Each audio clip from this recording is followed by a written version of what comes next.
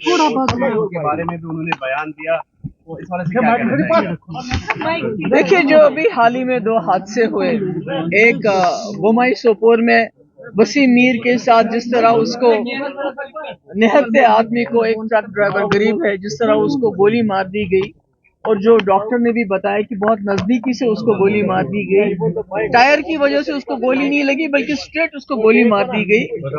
और उसके बाद कुठुआ बिलावर में जैसे मक्खन दीन को थोड़ा पीछे पुलिस हमारी रखवाली के लिए है, उसको इतना टॉर्चर किया कि वो खुदकुशी करने के लिए मजबूर हो गया। और ऐसे में इंसान को ये ख्याल था कि उमर साहब जब होम मिनिस्टर से मिलेंगे तो उनसे इन मसले के बारे में बात करेंगे, क्योंकि हम कहते हैं, जैसे वो खुद बार बार कहते हैं, होम मिनिस्टर साहब के जो एडवाइजर हैं, हमारे हाथ में कुछ नहीं, मगर वो यहाँ के वजीर आला हैं, उनके पास 50 MLA हैं, उनके पास मेंबर पार्लियामेंट है, उनकी एक अथॉरिटी है।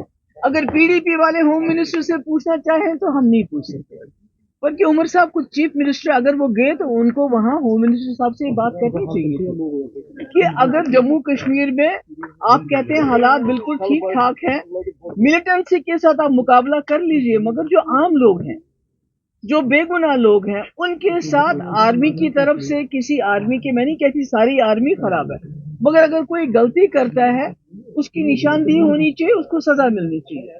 इसी तरह जो बिलावर का SHO है, उसके बारे में आम तौर से ये शिकायत है कि वो वहाँ लोगों को, नौजवानों को गिरफ्तार करके उनसे पैसे वसूल करता है, जो पैसा नहीं देता है तो उसको मिलिटेंसी के इल्जाम में बंद करता है।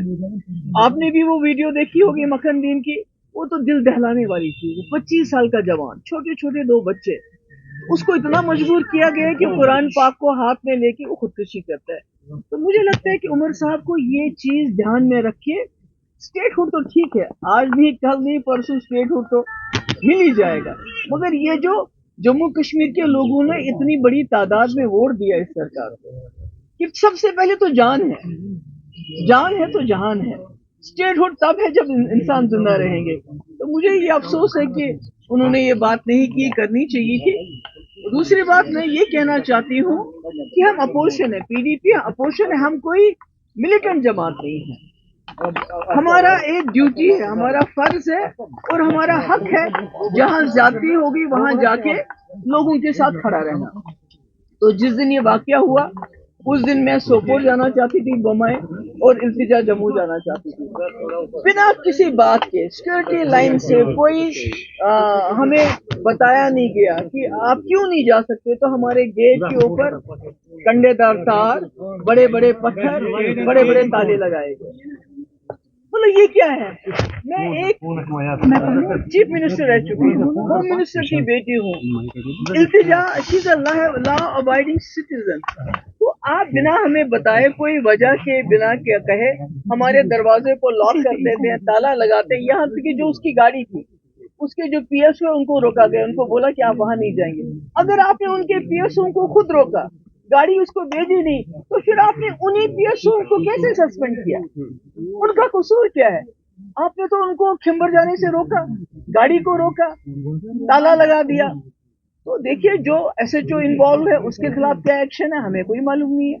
जो आर्मी वाला इन्वॉल्व है बोमाई किलिंग में, उसके खिलाफ क्या एक्शन हुआ हमें कोई मालूम नहीं है, उसके बारे में कोई इन्फॉर्मेशन नहीं है। मगर इल्तिजा के 2 PSO जिनका कोई कसूर नहीं है, हमीद और बशारत, जो इसलिए साथ है कि उनको इल्तिजा की प्रोटेक्शन करनी है, बल्कि इल्तिजा की जासूसी नहीं करनी है। तो उनको इसलिए सजा दी गई कि आप इल्तिजा की जासूसी नीचे। तो मैं समझती हूँ बहुत ही अफसोस की बात है।